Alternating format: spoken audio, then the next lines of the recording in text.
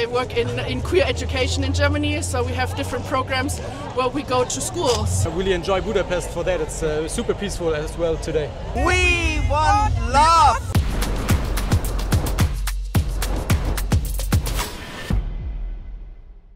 Dübörög a Budapest Pride, mi meg megjöttünk megkérdezni azokat a brüsszeli vagy nemzetközi NGO-kat, akik képviseltetik itt magukat, hogy mi az álláspontjuk Magyarországról, vagy az EU Magyarország politikájáról. From which nation? Italy. What brings you to Hungary today? Because the right is without border, so it's absolutely important for us to stay here to support the LGBT community in Hungary, because it's the same fight we fight in Italy. Because it's important that we march. We all should support each other and stand together, especially if it's against tyrannical ideas. I'm the Human Rights Coordinator for APOA. What's your output? The European Pride Organisers Association is done making sure that we've got Pride organisers from across the continent to come here today is really, really important. And do you think that Brussels is doing enough against the Hungarian government? They've frozen some money for Hungary, but do you think the EU is doing enough? No. I work on LGBTQ+ rights in the European Union. Do you think the EU is doing enough? No, it's not, and especially the current European Commission is shamefully not doing enough. Yeah, more pressure for governments like Hungary. Yes, more pressure, more legal action, more money freezing, and more money to NGOs that fight in Hungary. I think the EU has started to do some things, but they're not doing enough. There has to be more consequences, because it's fundamental European right to be free and to live as yourself, as your authentic self. And if this is broken here, then the EU has to act. Yeah, it is very important Ursula von der Leyen speech to support Pride, but it's not enough. So they should do more, for example, against Hungary, Italy. Oh, yes. It's not far enough. We need to see more affirmative action so that Pride events and LGBTQ+ people are protected everywhere. No, in my opinion, they didn't do enough. Europe needs to stand up. Europe needs to stand up to tyrants here in Europe. We need to stand together. The whole purpose was Europe to come together. Diversity and inclusion and love is at the heart of that. Let's celebrate. Az emberek elfogadják magukat és egymást. But what age do you think a person discovers its LGBTQ identity? Around 13, 14 years. So but then it depends. It's very personal. There's a lot of studies to it. There are some studies that say that a lot of kids already, when they're quite young, that like trans kids sometimes already realize in kindergarten, like 4 or 5 years old. For trans people, we can know from 3 years onwards. The scientific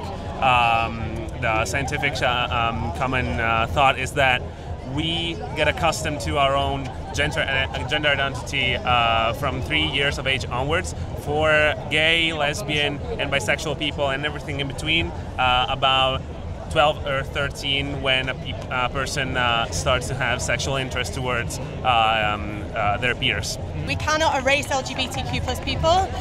We exist, we are everywhere, and young people deserve to know that. I work in queer education in Germany, so we have different programs where we go to schools and teach children. Well, it's important to have queer spaces and safe spaces for queer kids too, maybe like also youth groups or kids groups, for example.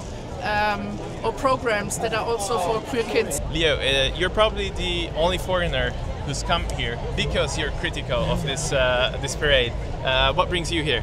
Well, first of all, to document everything that's going around, because like for me as a petition of the CSD in Berlin, like I documented over there, I'm used to scenes and to really like sexual tension, to like things that I don't like seeing, especially for children.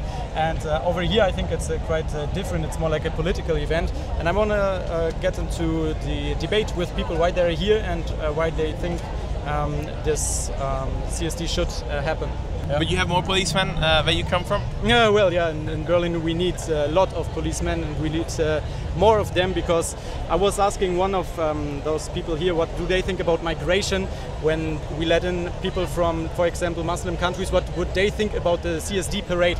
And we have a lot of Muslims in Germany and a lot of problems with migration crime, and yeah, that's why I really enjoy Budapest for that. It's super peaceful as well today. So you might have heard that the EU has frozen some funds since it found that Hungary's political activity towards LGBTQ minorities and these sort of events goes against the fundamental chart of the EU.